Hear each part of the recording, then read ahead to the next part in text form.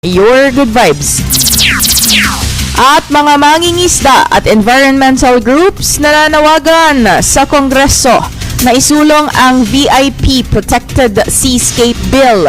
Ang iba pang detalye ng balita hatid sa atin ni DJ Joey Boy.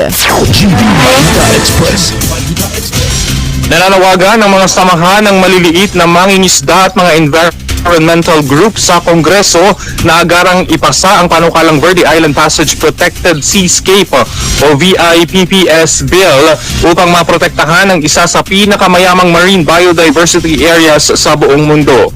Kasabay nito, hiniling din ng mga grupo sa pamahalaan na mapabilis ang pagbibigay ng buong kompensasyon at katarungan sa mga komunidad na naaapektuhan ng MT Empress Oil Spill noong 2023, partikular sa Oriental Mindoro at mga karatig lalawigan. Inilabas ang panawagan sa kanilang State of the Ocean and Philippine Fisheries Address 2026 bago ang ikalimang sona ni Pangulong Ferdinand Marcos Jr. Ayon sa koalisyon, mahalagang maipasa ang naturang bill upang mabigyan ng mas matibay na legal na proteksyon ang Verde Island Passage laban sa polusyon at mga proyektong maaaring makasira sa kalikasan, kabilang ang mga fossil fuel development.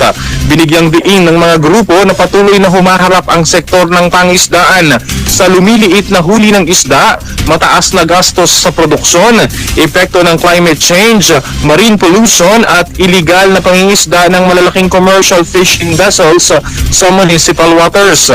Hinimok din nila ang pamahalaan na palakasin ang suporta sa maliliit na mangingisda sa pamamagitan ng mas malaking fuel subsidy, mahigpit na pagpapatupad ng batas laban sa illegal fishing at mas malaking pamumuhunan sa climate adaptation para sa mga baybaying komunidad.